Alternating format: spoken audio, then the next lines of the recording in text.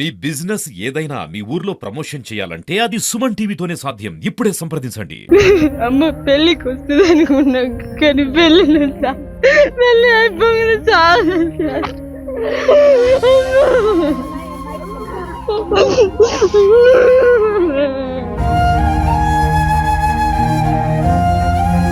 Daddy ఎలా ఉంటున్నారు చల్లిపోయినప్పుడు only photo తప్ప ఏది తెలియదు. కన్న బిడ్డ పెళ్లి కూడా చూడలేకపోతున్నాను, ఎంతో బాధపడింది. ఆపరేషన్ థియేటర్ పోకముందుకు చాలా ఏడ్చింది. ప్రస్తుతం మనం కృష్ణవేణి వాళ్ళ కూతుర్లు ఉన్నటువంటి అంటే వాళ్ళ ఉన్నటువంటి నివాసం ఇంటి దగ్గర మనం ఉన్నాము. చూడొచ్చు మనము వాళ్ళ ఇంటి దగ్గరికి వచ్చినాం. అంటే నిన్ననే అంటే అంతిమ యాత్రలు ముగించుకున్నటువంటి ఆ కుటుంబము శోక సంద్రంలో మునిగిపోతూ వాళ్ళు ఏడుస్తూ చాలా దుఃఖంలో ఉన్నారని చెప్పొచ్చు. అంటే ఈరోజు వాళ్ళ కుటుంబ పరిస్థితి ఎట్లా ఉన్నది, అసలు ఏంటనే విషయాన్ని పూర్తి విషయాలు ఇంకా మనం అడిగి తెలుసుకునే ప్రయత్నం చేద్దాం. మనకు ఎదురుగానే వాళ్ళ కూతుర్లు కూడా కనపడతా ఉన్నారు. అమ్మ మీ పేరేంది? మేనక. మేనక ఆ నలుగురు కూతుర్లలో ఈమె పెద్ద అమ్మాయి. మేనకకు పెళ్ళయింది ఆల్రెడీ, ఒక కూతురు ఒకటేమో ఒక కూతురు. కాబట్టి ఇంకా పూర్తి విషయాలు తెలుసుకుందాం. అసలు అమ్మకు అంటే ఎట్లా జరిగింది, ఏమైంది? అమ్మ క్యాన్సర్ వచ్చింది 5-6 నెలల నుండి. చూపించి ట్రీట్మెంట్ చేసినా గానీ చనిపోయింది అమ్మ. నిన్న 7th క్లాస్ ఉన్నప్పుడు డాడీ కూడా చనిపోయిండు. అప్పటి నుండి డాడీ చనిపోయిన కాంచి మా అమ్మ కన్నా కష్టం చేసి మా పెళ్ళిళ్ళు చేస్తుంది. అయినా దేవుడు మా అమ్మను కూడా తీసుకుపోయాడు. మా కన్నదమ్ములు లేరు, మీ 4 అమ్మాయిలే. అట్లా కూడా మా అమ్మ కన్నా కష్టం చేసి అన్నం తినకుండా కూడా రోజు జ్వరం వచ్చినా కానీ గూలేసుకొని మరి పనికి పోయి పెళ్ళిళ్ళు చేసింది. పెళ్ళిళ్ళు చేసిన ఆయన మా దేవుడు తీసుకుపోయాడు మా అమ్మను. మా చిన్న చెల్లె పెళ్లి కూడా చేయలేదు. ఇప్పుడు మేము వాళ్ళ ఇంటికి పోవాలి, మా బాధ వరకు చెప్పుకోవాలి. మాకు డాడీ లేడు, మాకు అన్నదమ్ములు లేరు, మాకు అమ్మ కూడా తీసుకుపోయాడు దేవుడు. మేము వాళ్ళ ఇంటికి పోవాలయ్యా. ఓయమ్మా, మా పిల్లలు ఎక్కడ పోవాలి దేవుడా? కృష్ణవేణి వాళ్ళ పెద్దక్క మనతోటే ఉన్నది.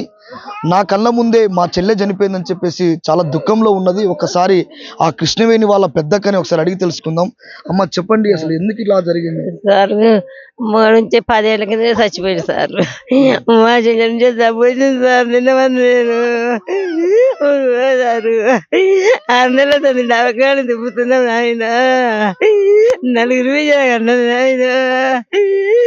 ఏం గతి లేదు ఆయన, చిలకలేదు లేదు. ఇద్దరు పెళ్లి చేసింది.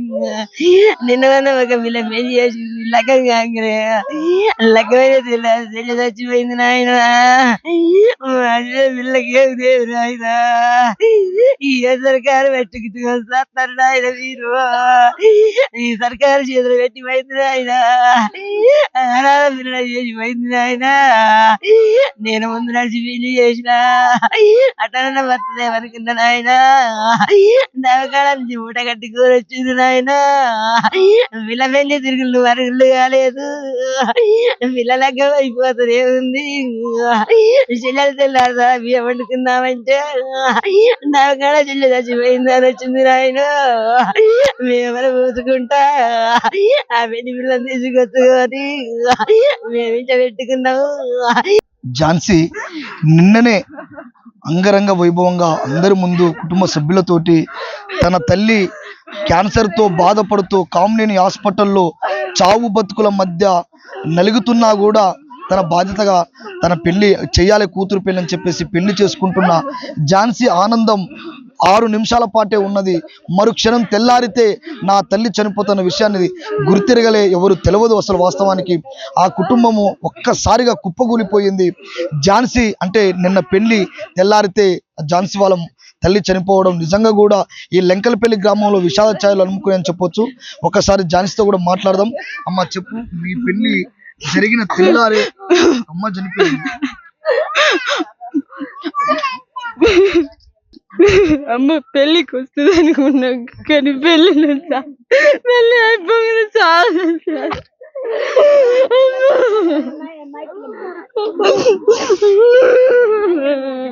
డాడీ ఎలా ఉంటున్నారు చల్లిపోయినప్పుడు ఓన్లీ ఫోటో తప్ప ఏది తెలియదు. అమ్మ చనిపోయి అనుకోలేదు.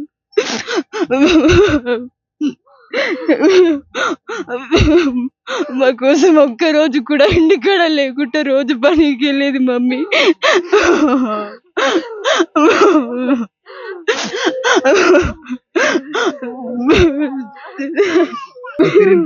నా పేరు మనుష. మొన్న 10th క్లాస్ అయిపోయింది. ఎన్ని రోజు హాస్పిటల్లో 10 days అవుతుంది. మా మమ్మీకి చూపించినాం, పెళ్లి వరకు వస్తాం అనుకున్నాం. పెళ్లి రోజు ఆపరేషన్ చేసిరు కిడ్నీకి. మళ్ళీ తెల్లారిని 8:15 మా మమ్మీ చనిపోయింది. హార్ట్ అటాక్ వచ్చి చనిపోయింది. మా అక్క పెళ్లి చూస్తుందని అనుకున్నా, కన్నా బిడ్డ పెళ్లి కూడా చూడలేకపోతున్నాను. ఎంతో బాధపడింది. హాస్పిటల్ ఆపరేషన్ థియేటర్ కోపం ముందుకు చాలా ఏడ్చింది.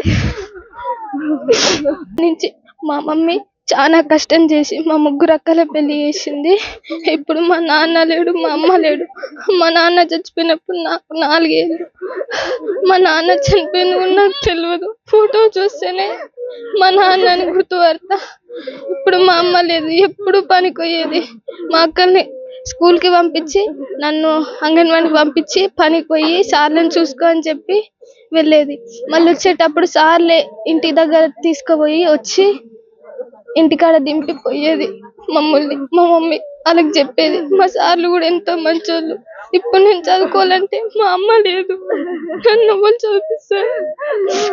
ఎవరైనా నన్ను చదివించాలని ముందుకు వస్తే నేను ఇప్పుడు హయ్యర్ ఎడ్యుకేషన్ చదువుకోవాలనుకుంటున్నా, కానీ మా అమ్మ లేదు. ఎవరైనా ముందుకు వచ్చినట్టే రావచ్చు. కృష్ణవేణి వాళ్ళ యారాలు కూడా ఉన్నది మనతోటి. కృష్ణవేణి యారాలు అసలు తన మాటల్లో అడిగి తెలుసుకుందాం. అసలు ఏం జరిగింది, ఎలా ఉంది, వాళ్ళ పిల్లల పరిస్థితి ఏంది ఈ రోజు అనేది ఒకసారి అడుగుదాం. అమ్మ చెప్పండి, ఇప్పుడు ఆ పిల్లలు 4 ఉన్నారు. మా బిడ్డలే సారు, మా బిడ్డలే. మా మరిది చచ్చిపోయిండు, మా ఎరాలు చచ్చిపోయింది. వాళ్ళ పరిస్థితి ఏంది, వాళ్ళు ఎట్లా బతారు? వాళ్ళ అమ్మాయిని వాళ్ళు పిలుస్తారు, అయ్యా వాళ్ళకి బతుకులు ఎట్లా? మేము ఉంచి వాళ్ళ అమ్మ అయ్యా ఆయన 2 రోజులు చూస్తున్నాం, తర్వాత వాళ్ళు చూడాలి వాళ్ళని సారు. చచ్చిపోయిందని వాళ్ళకి బువ్వ పెడతాం, కళ్ళు పోస్తాం, అమ్మాయిని వస్తాం, మందలిస్తాం, పండబెట్టుకుంటాం, తర్వాత వాళ్ళ ఇంటికి కాలు పోతుంది. ఇప్పుడు ఆ బుజ్జి పరిస్థితి ఏంది? ఇప్పుడు అప్పులు గుంజుకొచ్చా నేను నా పిల్ల పెంచి చేసిపోయింది. కన్నా కష్టం చేసేది బల్లి అన్నాడు. వాళ్ళని బాధ పెట్టుకొని మా పనిలోకి వచ్చేది ఎత్తుకొని. అప్పుడు పిల్లలు మా మరిది చచ్చిపోయాడు, మేము జోలే కట్టుకొని కూడా మా ఎరాలు తీసుకుపోయినాం మా ఇంట పనికి. అటువంటి తీయాలి, తగని రోగం వచ్చి చచ్చిపోయింది సారు. ఎట్ట చేయం మరి? ఆ బాధలు ఎట్ట తీరుతాయి మా పిల్లలవి? మా పిల్లల బాధలు ఎట్లన్నా సాయం చేయరు సార్ మీరు. గదొక్కడి మేలు చేసిపోరి. బాధలు చాలా ఉన్నాయి సార్. మా ఏరాలు ఎన్ని పట్టించుకున్నా బతకలేకపోయింది, అనాథలు అయిపోయి రాళ్ళు. మేము ఎన్ని డవకాండ్లో చూపించినాం, అది చేయి చేయి అప్పులు గుంజుకొచ్చి కూడా కానీ వాళ్ళ నుంచి కాలే. మా నుంచి తీర్పేదైతే తీర్పుదాం, తీర్పలేకపోయినాం. మా చెల్లె బతుకుని మమ్మల్ని కాదని వెళ్ళిపోయింది. మరి ఎట్ట చేస్తారు సార్ మా పిల్లల? ఏ పరిస్థితి సారు? 11 ఏళ్ళ పిల్లలు, అప్పుడు చిన్న పిల్లలు, అప్పుడు చెల్లిపోయిండు తండ్రి, ఇప్పుడు తల్లి చెల్లిపోయింది. అనాథ పిల్లలు ఎక్క అయ్యారు సారు. ఆ పిల్లలకి ఎట్ట చేస్తారు సారు? ఆ పిల్లని పెళ్లి కాని పిల్లని చూడాలా సార్? పెళ్లి అయిన పిల్లలు ఆయన ఎట్లన్నా బతారు సార్? కన్నా కష్టం చేసి, కన్నా బాధపడి, రెక్కలు ఇడుచుకొని చేసింది, పెళ్లిళ్ళు చేసింది, అప్పులు చేసింది, చాలా మస్తు బాధలు పడ్డది. సగం రోగం వచ్చి ఎన్ని బాధలు పడ్డా కానీ వాళ్ళ అక్క కొడుకులు బతకలేదు సారు. పెళ్లి అయిన లగ్గమైన తెల్లారేసి వెళ్ళిపోయింది సార్. నిన్న కన్నా కొడుకు లేడు, ఉన్నటువంటి కోడలు లేదు, కడుపులో పుట్టినటువంటి పిల్లలు లేక అందులో మనవరాలతోటే, అంటే 4 మనవరాలతోటే నేను ఒక్కదాన్నే ఉన్నాను చెప్పేసి ఆ వృద్ధురాలు బాగా ఏడుస్తా ఉన్నది. ఒక్కసారి ఆమెను కూడా అడుగు తెలుసుకుందాం. అమ్మ చెప్పండి ఒకసారి. ఎవరు లేరు నాయన, నాకు నా కొడుకులు లేరు, నా కోడలు లేదు, నా పెన్నిటి లేడు, అందరు పోయారు. నా కోడలు పోయింది, నా కోడలు 2 రోజులు ధైర్యం ఉన్నది. ఇంకా నాకు చేస్తాడు నాయన, గంటేను నేను నా బతికెట్ట, నా బాగా కళ్ళు కాదు, తిమ్మిర్లు, చేతులు తిమ్మిర్లు, కాలు తిమ్మిర్లు. ఈ నెల ఎవరు అడుగు తీసి అడుగు పెట్టరాది. బతికి ఎట్లా అవుతుంది? నా పిల్లల బతికి ఎప్పుడు చనిపోయిండు? 11 ఏళ్ళు. అన్నాళ్ళ నుంచి చిన్నగా తిప్పలో పడ్డది. నాకు పెట్టింది వాళ్ళకి పెట్టింది కానీ ఇప్పుడు నాకు వాళ్ళు పెట్టేసి దిక్కులేరు నాయన. భూ వేసే దిక్కులేరు. ఏడేదో మేము బతికేదో మా యొక్క అంటారు. ఇవాళ అంటలేదు పెడుతురు కానీ రేపటి నుంచి అంటారు. నా చెల్లెకి ఎడగట్టాలి నీకు ఎడగట్టాలి ఆ ముగ్గురు. నా పేరు మానస. మాకు చిన్నతనంలోనే మా నాన్న చనిపోయిండు. అప్పుడు మాకు కొంచెం కూడా తెలివి లేదు. మా అమ్మ కష్టం చేసి మమ్మల్ని సాధింది, పెద్ద చేసింది. అందరిలోనూ తెలివి రావాలని ఇంటర్ వరకు చదివించింది. ఇప్పుడు క్యాన్సర్ 5 నెలల నుంచి క్యాన్సర్ మహమ్మారితో పోరాడింది. మా అన్న వాళ్ళు పెద్దమ్మ కొడుకులు ఎంతో కష్టపడి అన్ని హాస్పిటల్ చూపించిన మా అమ్మ బతకలేదు. మమ్మల్ని అందరిని వదిలేసిపోయింది. మాకు చిన్న చిన్న పిల్లలు. మా చెల్లె పెళ్లి మననే అయ్యింది, మా అమ్మ నిన్ను చనిపోయింది. మాకు ఎవరు లేరు, మాకు అన్నదమ్ముళ్ళు లేరు, ఎవరు లేరు. దిక్కు లేని వాళ్ళమైనా మేము. మాకు ఇప్పుడు దిక్కు ఎవరు? మా చెల్లె మొన్ననే 10th అయిపోయింది. ఇప్పుడు మా చెల్లె ఎవరి దగ్గర ఉంటది? అమ్మా మా బాధలు ఎవరికి చెప్పుకోము. మా కష్టాలు ఎవరు వచ్చి తీరుస్తారు? వాళ్ళ పరిస్థితి చాలా ఘోరంగా ఉందన్న. నలుగురు బిడ్డలు, అసలు వాళ్ళకి తిండి లేక వాళ్ళ అమ్మ ఒక్కటి సాధింది. వాళ్ళ నాయన 10 సంవత్సరాల క్రితం చచ్చిపోయిండు. చిన్న పిల్లలు అప్పుడు చచ్చిపోయారు. అసలు వాళ్ళకి ఇప్పుడు ఉండడానికి కూడా పెద్ద ఏది లేదు, ఆస్తి అసలే లేదన్న. ఆమె ఎండాకాలం అన్న కూడా ఎప్పుడు ప్రతిరోజు పనికే పోయేది. అసలు ఆమెకి క్యాన్సర్ అనేది కూడా తెలియదు.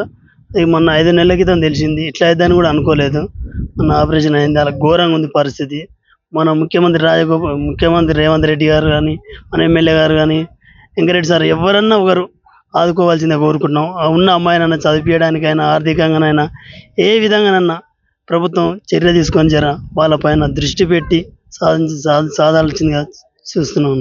ఆ కుటుంబానికి చేదోడు వాదోడుగా, ఆ కుటుంబానికి బాసటగా, భరోసాగా ఇప్పటి వరకు అన్ని విషయాల్లో తను క్యాన్సర్తో బాధపడుతూ నిమ్స్ హాస్పిటల్లో, అంటే కామినేని హాస్పిటల్లో పడ్డ కానుంచి ఇప్పటి వరకు 5-6 నెలల నుంచి, అంతకంటే ముందు తన బాబాయి 10 సంవత్సరాల క్రితం చనిపోయిన కానుంచి నేటి వరకు ఆ కుటుంబంలో ఉన్నటువంటి ఆడపిల్లల్ని, తన కుటుంబాన్ని ఆ చేదోడు వాదోడుగా ఆ కుటుంబాన్ని బాసటగా నిలబడుతున్నటువంటి వాళ్ళ అక్క కొడుకు మనతోటే ఉన్నాడు. ఒక్కసారి అడిగి తెలుసుకుందాం. చెప్పండి, మీ బాబాయ్ ఎన్ని సంవత్సరాలు అయితే చనిపోయి? మా బాబాయ్ 2015 ఏప్రిల్లో చనిపోయిండు. అసలు ఎలా చనిపోయాడు? అప్పుడు ఆయనకు జబ్బు వచ్చి చనిపోయిండు. అంటే ఏం జబ్బు వచ్చింది? అప్పుడు ఏదో జబ్బు వచ్చి హార్ట్ అటాక్ టైప్ లో వచ్చింది ఆయనకి. హార్ట్ అటాక్ జబ్బు వచ్చి చనిపోయింది. హాస్పిటల్ తీసుకుపోయినాక, హాస్పిటల్ తీసుకపోతేనే చచ్చిపోయిండు. అప్పుడు 2015 చచ్చిపోయినాక అయిపోయినప్పుడు చిన్న పిల్లలు, 4 ఆడపిల్లలు ఆయనకి. మా చిన్న మొక్క ఎలాంటి భూమి లేదు. ఆ మొక్కతే కాయకష్టం చేసేది. కాయకష్టం చేస్తే మేము అటు సపోర్ట్ ఉంటూ ఆ పిల్లలు చదివించుకుంటూ, మేము ఒక అమ్మాయిని మా ఇంటి కాడ ఉంచుకొని చదివించి డిగ్రీ వరకు చదివించి 2 పెళ్లి చేసినాం ఆల్రెడీ. ఒక్కొక్క పిల్లలు అంటే ఎంత చదువు చదివారు? ఇప్పుడు పెద్దామ డిగ్రీ, 2వ ఆమె ఇంటర్ అయిపోయింది. ఇప్పుడు 3వ ఆమె డిగ్రీ ఫస్ట్ ఇయర్ అయిపోయింది. చిన్న ఆమె 10th క్లాస్ అయిపోయింది. ఇప్పుడు ఈ 4గురిని చదివించుకుంటూ పోషించుకుంటూ ఆమె కష్టం చేసినా కానీ మనం మెయింటెనెన్స్ చేసుకుంటూ మొత్తం అటు చేసుకుంటూ వస్తే ఇంతవరకు 3కి పెళ్లిళ్ళు చేసినాం. మొన్న శుక్రవారం నాడు ఒక అమ్మాయి, 3వ అమ్మాయి పెళ్లి చేసినాము. మిగతా వాళ్ళు చేసినాం. ఈ అమ్మాయి మన దాకా మేము హాస్పిటల్ ఉన్నాం. December 31st నుంచి ఇప్పటిదాకా హాస్పిటల్లో తిరుగుడే సరిపోతుంది మాకు. ప్లస్ నేను పెళ్లికి అక్కడ ఇక్కడ 2 టౌన్లు తిరుగుతారు, రిస్క్ ఎక్కువ అయింది మాకు. అట్లా కూడా బతికిదా అంటే బతకలేదు, క్యాన్సర్ కాబట్టి చనిపోయింది. అకస్మాత్తుగా చనిపోయింది. ఉదయం 7 గంటల 7:30 నిమిషాలు చనిపోయింది. శుక్రవారం నాడు పెళ్లి అయింది. ఇప్పుడు ఇక చాలా ఇబ్బందులు ఉన్నాయి. ఎలాంటి ఆర్థికంగా స్తోమత ఏం లేదు. ఎకరం భూమి లేదు, ఎలాంటిది లేదు వాళ్ళకి ఆస్తి. కానీ సొంత కష్టంతో 4 ఆడపిల్లలు చదివించి ఆమెకు మనోధైర్యాన్ని కూడా అందరూ మా ఊరు మొత్తం కూడా ఒప్పుకోరు. కాబట్టి ఆమె ఎలా చేసైనా ఎవరైనా గవర్నమెంట్ కానీ, కలెక్టర్ కానీ, ముఖ్యమంత్రి కానీ, మంత్రులు కానీ, ఇన్ఛార్జ్ మంత్రి కానీ, కోమటిరెడ్డి వెంకరెడ్డి కానీ, కోమటిరెడ్డి రాజగోపాల్ ఎమ్మెల్యే కానీ ఎవరైనా కానీ ఆ చిన్నమ్మాయినైనా ఆదుకోవాలని కోరుకుంటున్నాము. ఆర్థికంగానైనా ఏం లేదు, చదివించడానికైనా ఎలాంటి సహాయం చేస్తే చేదోడు వాదిగా ఉంటుందని మేము కూడా మా ఊరితో పాటుగా మేము కూడా సపోర్ట్ చేస్తాము. చూశారు కదా, వాళ్ళ గోడు ఆకాశానికి అంటేలా ఉంది. ఆ కుటుంబం పరిస్థితి ఇప్పుడు అన్నమో రామచంద్ర అంటూ అలమటించే పరిస్థితికి వచ్చింది. ఎందుకంటే చిన్నతనంలోనే భర్త చనిపోవడం, ఆ చిన్న చిన్న పిల్లల్ని 4 ఆడబిడ్డల్ని చదివిస్తూ పెళ్ళిళ్ళు చేయడం, 3 పెళ్ళిళ్ళు చేసి 3వ పెళ్ళి ఝాన్సీ పెళ్ళి అయిన తెల్లారే ఆ కుటుంబం ఆ కృష్ణవేణి చనిపోవడంతో ఆ ఊరంతా ఒక విషాద ఛాయలు అలుముకున్నట్టుగా చెప్పుకోవచ్చు. ఆ కుటుంబానికి దిక్కులేరు. ఆ పిల్లలు చెప్పే పరిస్థితి చూస్తుంటే మాకు అన్న లేడు, ఆ తమ్ముడు లేడు, మా ఇంట్లో మగ దిక్కు పరిస్థితి లేదు, మేము ఎలా బతికేది, మమ్మల్ని ఎవరు చూస్తారని చెప్పేసి ఆ కుటుంబం అంతా వేడుకుంటా ఉన్నది. చిన్నతనములోనే మేము ఉన్నప్పుడు మా నాన్న చనిపోయిండు. మా తల్లి అంటే కృష్ణవేణి మమ్మల్ని రెక్కాడితే కానీ డొక్కాడిన పరిస్థితి నుంచి కాయ కష్టం చేసి మమ్మల్ని చాది పెంచి పెద్ద చేసి మమ్మల్ని పెళ్ళిళ్ళు కూడా చేసినది. ఈరోజు మా కృష్ణవేణి అంటే చెల్లెలు పెళ్ళికి వస్తుందని చెప్పేసి అనుకున్నాం, కానీ పెళ్ళికి రాకపోవడంతో చాలా బాధపడ్డాం. ఆయన తెల్లారి వస్తుందని ఆశతోటి ఎదురు చూసినాం, కానీ మా అమ్మ రాలేదని చెప్పేసి తన పెద్ద కూతురు చెప్తా ఉన్నది. ఆ చిన్న కూతురు మాటలు వింటుంటే మా ముగ్గురు అక్కల పెళ్ళిళ్ళైనాయి, ఇప్పుడు నేను చదువుకోవాలి, నా హైయర్ ఎడ్యుకేషన్కి ఆర్థిక సహాయం చేయండి అని చెప్పేసి చేతులు జోడించి వేడుకుంటా ఉన్నది. అక్కడ ఉన్నటువంటి కుటుంబ సభ్యులు కూడా చెప్తా ఉన్నారు, వారికి గుంటెడు జాగ కూడా లేదు. చిన్నప్పటి నుంచి కూడా కృష్ణవేణి పిల్లల్ని కష్టపడుతూ చదివిపిస్తూ పెళ్ళిళ్ళు చేసింది, వాళ్ళకి ఆర్థికంగా ఒక్క రూపాయి కూడా లేదు. మీరే ఎవరైనా దయదాల్చి ఆ కుటుంబానికి ఆర్థికంగా హెల్ప్ చేయమని చెప్పేసి కూడా అక్కడ ఉన్నటువంటి బంధుమిత్రులు కావచ్చు, కుటుంబ సభ్యులు కావచ్చు, ఆ ఊర్లో ఉన్నటువంటి పెద్ద మనుషుల మాటల్లో కూడా మనం తెలుసుకోవచ్చు. కాబట్టి మనసున్న ఎవరైనా సరే ఆ కుటుంబానికి ఆదుకోవాలని విజ్ఞప్తి చేస్తూ ఉన్నాం. ఇక్కడ స్క్రోలింగ్ అవుతున్నటువంటి ఈ నెంబర్కి ఫోన్పే, గూగుల్ పే నెంబర్ ఉన్నది. మీరు మనసున్న వారు ఎవరైనా ఆ కుటుంబాన్ని ఆదుకోవాలని విజ్ఞప్తి చేసుకుంటూ సెలవు తీసుకుంటున్నాం. కెమెరామ్యాన్ అంజితో మీ శంకర్, లెంకలపల్లి. అమ్మ పెళ్ళికి వస్తుంది అనుకున్నా, కానీ పెళ్ళి అయిపోయింది చాలా.